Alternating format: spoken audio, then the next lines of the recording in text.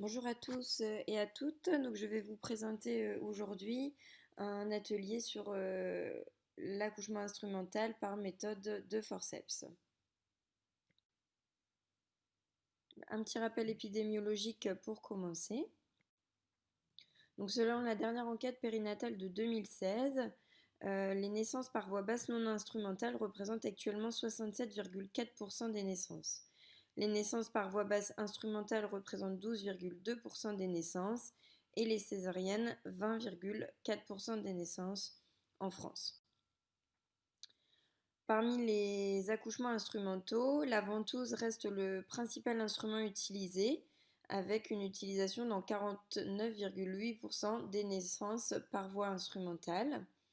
Les forceps sont les deuxièmes plus fréquents avec 27,6% et les spatules 22,6%. On voit que l'utilisation des instruments est variable en fonction des régions. Et donc vous voyez par exemple que les forceps ne sont pas du tout utilisés dans le sud de la France, mais qui sont plutôt utilisés dans le nord de la France et à l'ouest. Des recommandations ont été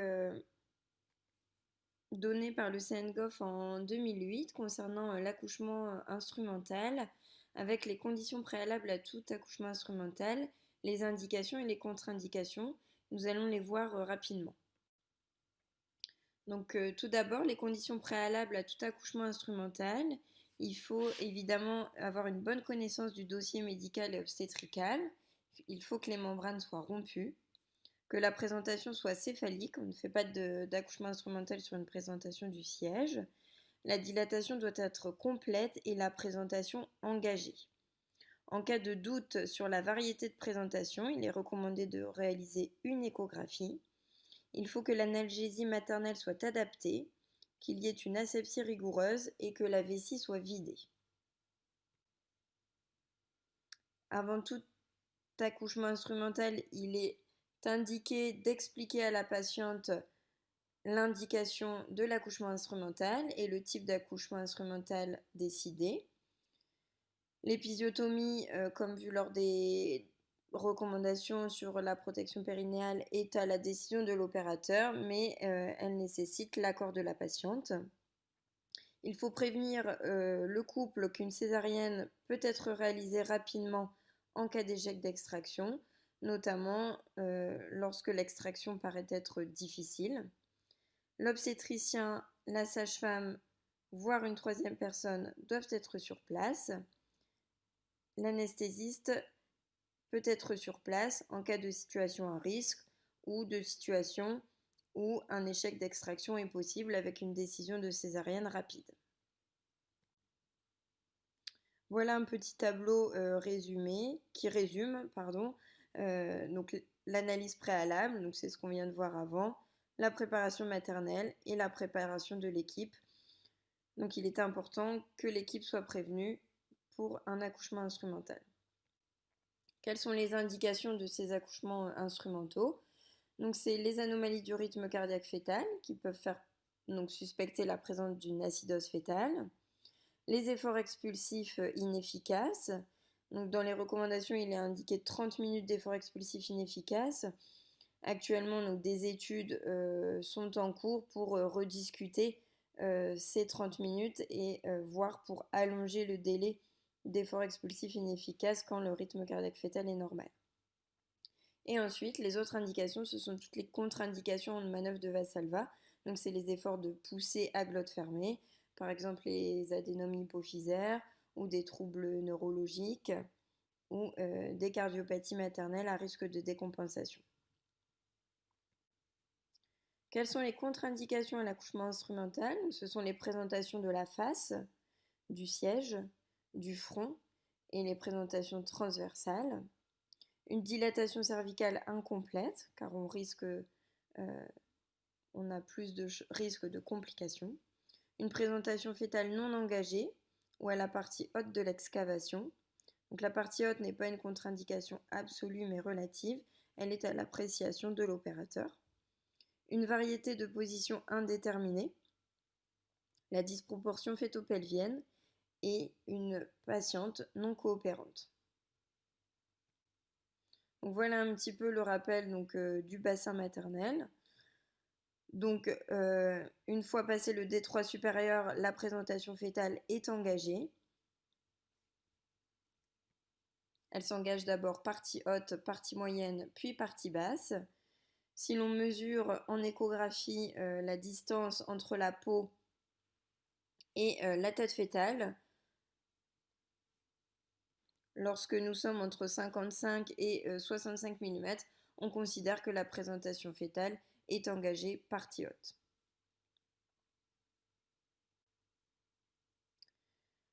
Les accouchements instrumentaux présentent des contre-indications. Par exemple, la prématurité avant 34 semaines, donc ça c'est surtout pour les ventouses. Les fœtus avec un trouble de la minéralisation osseuse, comme des ostéogenèses imparfaites, avec des risques importants de fracture du crâne. Les syndromes hémorragiques du nouveau-né, donc les hémophilies, les alloimmunisations plaquettaires, les troubles de la grâce sanguine in utero, les prises de phénobarbital, d'où l'importance de bien connaître le dossier médical de la patiente afin de voir les contre-indications. La présence d'une importante bosse sérosanguine pour la ventouse et les infections virales transmissibles, donc notamment le VIH, à discuter pour les hépatites. Nous allons maintenant voir en détail donc l'accouchement instrumental par forceps, en voyant donc la mécanique et technique obstétricale, la technique de pose, les complications maternelles, puis les complications néonatales. Tout d'abord un petit rappel historique. Donc l'idée du forceps a été introduite à l'Antiquité égyptienne. C'était une pince introduite dans les voies génitales féminines. À l'époque romaine, le même dispositif existait, et c'est à la fin du XVIe siècle que Chamberlain a introduit une articulation du forceps. Le problème du premier forceps introduit par Chamberlain est qu'il n'avait pas de courbure pelvienne et il a été abandonné en 1670. C'est en 1748 que Levray donne une courbure à l'instrument qui lui permet de mieux s'adapter à la courbure de la filière pelvigénitale, et c'est les forceps qu'on retrouve actuellement. Smelly apporte ensuite une articulation par emboîtement réciproque, et le forceps de Tarnier a été introduit en 1877 avec une adaptation aux forces en jeu lors de l'application de forceps par les tractions qui s'exercent suivant l'axe des cuillères et d'une façon indépendante des manches. Sur cette diapo, nous voyons les différents types de forceps et leur évolution au cours de l'histoire. Donc en haut à gauche de la diapositive, vous pouvez voir le forceps de Chamberlain, donc un des premiers forceps. Donc on voit bien sur ce forceps qu'il y avait bien 2 cuillères avec une courbure pour la tête fœtale. Par contre, il n'y avait pas l'orientation de la courbure pelvienne, ce qui gênait pour la pose dans la filière pelvigénitale. C'est ainsi que Levray, donc c'est le forceps qu'on voit en dessous, lui a amené donc à ce forceps une courbure pelvienne qui permet une pose plus facile et qui sont c'est vraiment l'historique du forceps actuel. Donc on voit à droite en haut celui de Tarnier et en bas celui de Kieland qui sont donc les forceps utilisés actuellement. Donc on voit bien que sur ces forceps il y a une courbure pour la tête fœtale et une courbure pour le pelvis, ce qui permet une introduction facile dans les voies génitales. Et en plus celui de Tarnier, donc on voit que lui sa particularité c'est qu'il y a un tracteur, et ce qui fait que les forces de traction ne s'appliquent pas directement sur les cuillères.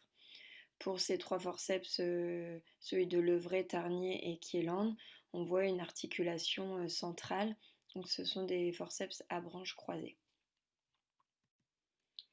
Ce qu'il faut savoir sur le forceps, c'est que c'est un instrument d'extraction par traction. C'est essentiellement ça, hein. Vous savez qu'il y a 3 types de force dans les extractions instrumentales. Donc il y a la traction, la flexion et la propulsion. Et donc le forceps, c'est vraiment l'instrument de traction. Donc la pose des cuillères et la traction également diffèrent selon le type de forceps. Donc on a des forceps à branches convergentes parallèles. C'est celui de Suzor, dont on verra après qu'il est plus facile à poser sur des présentations asynclites ou qui ne sont pas en variété totalement dans un axe ombilico-coccygien. Et ensuite, il y a les forceps à branches croisées, comme le Tarnier ou le forceps de Pajot qu'on voit à droite, qui eux sont donc des forceps qui nécessitent pour une pose une présentation sans asynclitisme. Donc voilà un petit peu sur l'image en bas à gauche. Donc vous voyez hein, les cuillères posées sur la tête d'un fœtus avec les forces qui s'exercent. Donc on a des forces directement au niveau de la tête fœtale, des forces de traction donc dans l'axe ombilico-coccygien. Au niveau du principe général de la pose, donc ce qu'il faut retenir, c'est que la cuillère gauche va être tenue dans la main gauche de l'opérateur, de l'accoucheur, et pour la pose va suivre la cuisse droite de la patiente. Pour la cuillère droite, donc ça sera à l'inverse, donc la cuillère droite sera dans la main droite de l'accoucheur et elle va glisser sur la cuisse gauche de la patiente sans forcer pour venir se positionner correctement au niveau de la tête fœtale. Lors de la traction, il est contre-indiqué de faire des mouvements d'asynclitisme de gauche à droite, car on sait que lors de ces mouvements, on augmente le risque d'embarrure. Et l'absence de progression du mobile fœtal après 3 tractions doit faire abandonner cette voie d'accouchement. Donc voilà un petit peu. Donc vous voyez donc que les cuillères du forceps doivent être donc à cet endroit-là au niveau de la tête fœtale, donc vraiment au niveau de l'os maxillaire. Et donc l'orientation de la traction va dépendre de la progression de la tête fœtale dans le bassin maternel. Donc au début, ça sera plus une traction vers le bas qui va progressivement s'horizontaliser et va finir donc avec la déflexion de la tête fœtale, donc plutôt vers le haut. Donc quand on utilise le forceps de Tarnier, donc c'est vraiment comme on ne touche pas aux cuillères, qu'on tire sur le tracteur, on va s'aider donc de l'orientation des cuillères pour orienter notre traction. Donc c'est ça l'avantage du forceps de Tarnier. Donc voilà un petit peu la présentation du forceps de Tarnier, donc un forceps à branches croisées comme on l'a vu, qui est donc contre-indiqué sur les présentations asynclites ou transverses, hein, comme tous les forceps à branches croisées, car ils ne s'articulent pas bien sur ces présentations-là et ne permettent pas de s'adapter. Et donc l'avantage du Tarnier, c'est que la traction donc, va se faire via le tracteur qui est relié aux cuillères par des tigelles. Et donc on n'aura pas du tout de force ni de traction sur les cuillères, ce qui va nous permettre donc, de guider la force de la traction en suivant l'orientation des cuillères qui vont du coup nous refléter l'orientation de la tête fœtale. Donc ici des petits détails donc, de la pose du forceps quand un fœtus se présente en occipito-pubien. Donc vous avez le texte sur la gauche et les schémas sur la droite. Et ensuite on verra une petite vidéo pour cette pose en occipito-pubien. Donc la cuillère gauche qu'on articule souvent en premier car c'est plus facile notamment avec le forceps de Tarnier doit être dans la main gauche de l'opérateur et la main droite de l'opérateur va guider et protéger la filière pelvienne. Donc on introduit d'abord le bec de la cuillère en postérieur, hein, en dessous donc au niveau en postérieur au niveau du périnée. Et donc ensuite avec la main gauche, donc on va glisser ce forceps en suivant la cuisse droite de la patiente. Une fois que cette cuillère est en place, on peut la lâcher ou demander à quelqu'un de la tenir. Et donc on va prendre la cuillère droite. Donc la cuillère droite sera dans la main droite de l'opérateur. La main gauche va guider et protéger la filière pelvienne.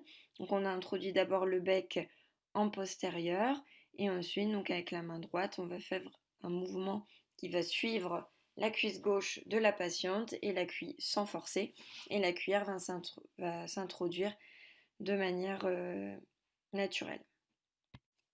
Une fois que les 2 cuillères sont mises, on vérifie que ces 2 cuillères sont bien placées de manière parallèle et qu'elles sont bien placées selon l'orientation de la tête fœtale.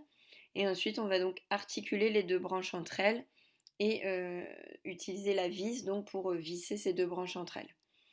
Ensuite, on va défaire les petites tigelles, mettre en place le tracteur.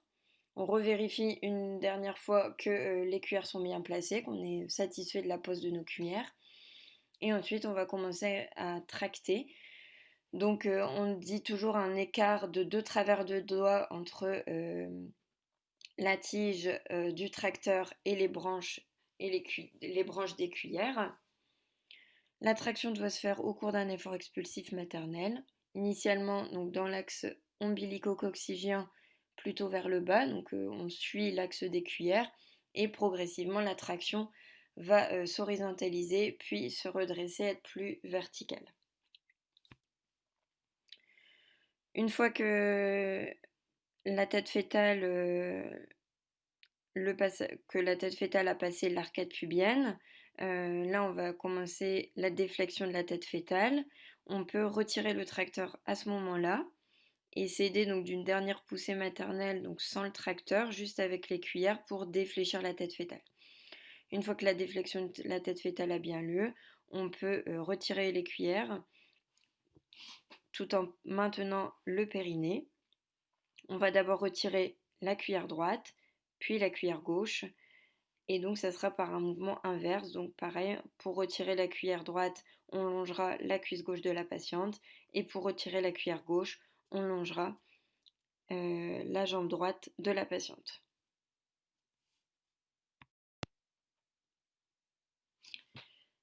Donc sur cette diapositive, vous voyez un petit film. Donc tout d'abord, donc voilà ici la présentation de la cuillère gauche, ici de la cuillère droite. Donc vous voyez la courbure pelvienne et la courbure de la tête fœtale. Ici le tracteur avec l'articulation ici qui nous permet d'articuler le tracteur sur les tigelles du forceps. Ce qui est bien important de vérifier, c'est chaque forceps est numéroté, la cuillère droite est numérotée, donc on vérifie, la cuillère gauche et le tracteur, et ces 3 parties doivent avoir le même numéro pour s'assurer d'une bonne articulation. Donc c'est la première chose à vérifier. Voici donc une vidéo sur la pose du forceps. Voilà. Donc on commence toujours par la cuillère gauche, donc c'est celle qui a la vis. Donc la cuillère gauche dans la main gauche, la main droite va protéger la filière pelvienne, le bec en postérieur et on longe la cuisse droite de la patiente. La cuillère se positionne naturellement sans mouvement de forcer. Ensuite on prend la cuillère droite qu'on va glisser en longeant la cuisse gauche de la patiente. On va venir ensuite articuler nos 2 cuillères, les visser entre elles à l'aide de la vis. Hop. On met aussi cette petite vis en plus. On va sortir les 2 tigelles. Donc là, c'est un forceps de Tarnier. Hein. On va mettre le tracteur à l'aide de l'articulation. Voilà, qu'on glisse. Et à ce moment-là, on peut tirer. Donc on met bien 2 travers de doigts sous les cuillères pour nous permettre de guider l'orientation. Donc d'abord vers le bas et ensuite on voit qu'on remonte tout doucement la force de traction en suivant l'axe des cuillères. Une fois que l'occiput a passé l'arcade pubienne, on peut retirer le tracteur. On replace les tigelles. Sur un dernier mouvement, on accentue bien la flexion de la tête fœtale. Ensuite, on peut retirer les cuillères, donc en dévissant, soit complètement, soit partiellement la vis. Et donc dans le mouvement inverse, donc pour retirer la cuillère droite, on longe la cuisse gauche. Puis on retire la cuillère gauche en deuxième en longeant la cuisse droite. Voilà. Et à ce moment-là, donc on demande à la patiente de pousser pour finir l'accouchement sans le forceps.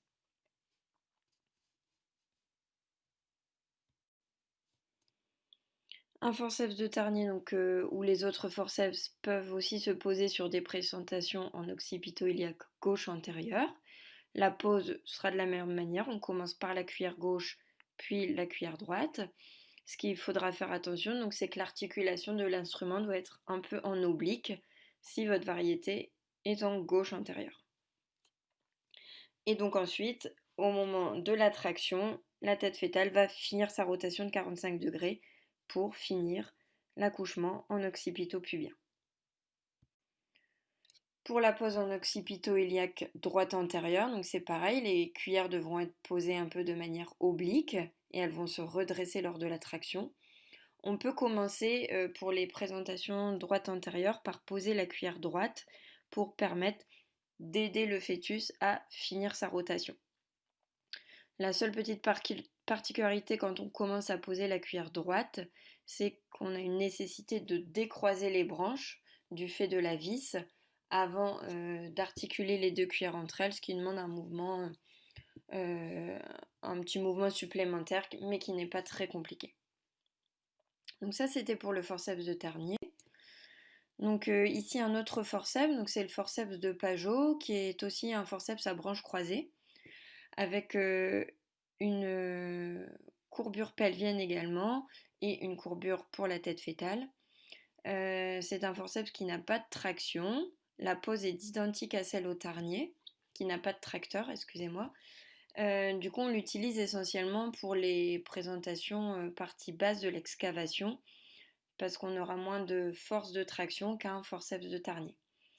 Concernant les variétés de présentation sur lesquelles il est posé, comme c'est un forceps à branches croisées, c'est la même chose donc, que le forceps de Tarnier. Donc on va le poser sur des variétés antérieures, donc soit en occipito-pubien ou gauche antérieure, droite antérieure.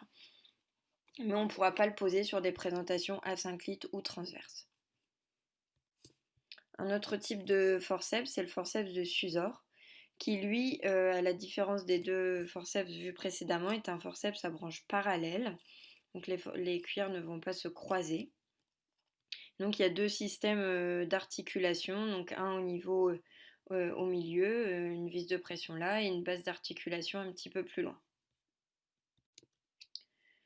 La pose va être exactement la même que le forceps de Tarnier. Donc on va d'abord poser la cuillère gauche, puis la cuillère droite de la même façon, puis articuler les deux cuillères entre elles. L'avantage du forceps de Susor, c'est que il peut éventuellement être posé sur des variétés asynclites ou postérieures, voire transverses, même si le forceps n'est pas le bon instrument à utiliser pour les présentations transverses. Ça, c'est vraiment quelque chose qu'il faut retenir, car ce n'est pas un instrument de rotation, c'est un instrument de traction. Donc il est plus facile à poser sur des variétés asynclites, mais encore une fois, sur les présentations transverses, ce n'est pas le bon choix d'instrument. Nous allons maintenant voir les complications des forceps. Tout d'abord, les complications maternelles. Donc, on sait que les forceps sont plus pourvoyeurs de déchirures périnéales que les ventouses. C'est pour ça que les ventouses pour la protection périnéale sont à privilégier. Donc on a des déchirures qui peuvent être vulvo-périnéales, vaginales.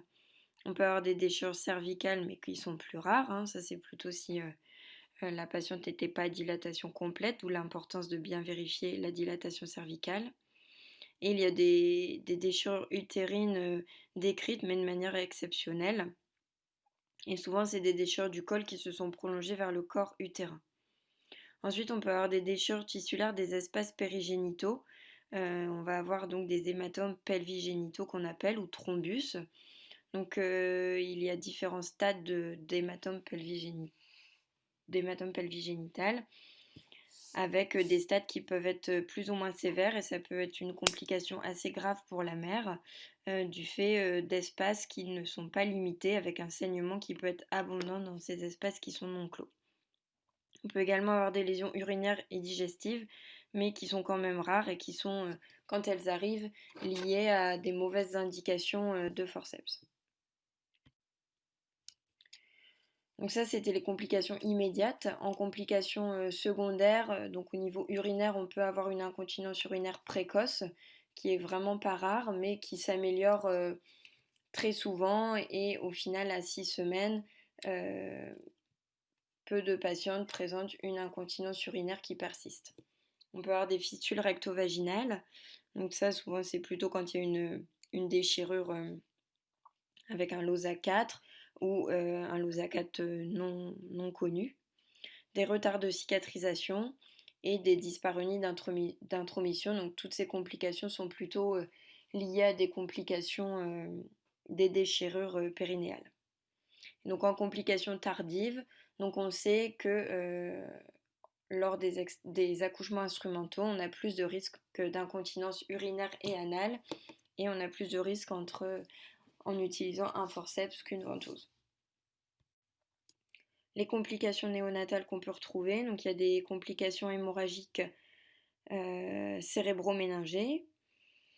On peut avoir des hématomes du cuir chevelu ou facial au niveau des points d'appui des cuillères. Donc comme on voit sur la photo, donc en haut à droite, hein, donc on voit une blessure cutanée mais avec un petit hématome aussi derrière.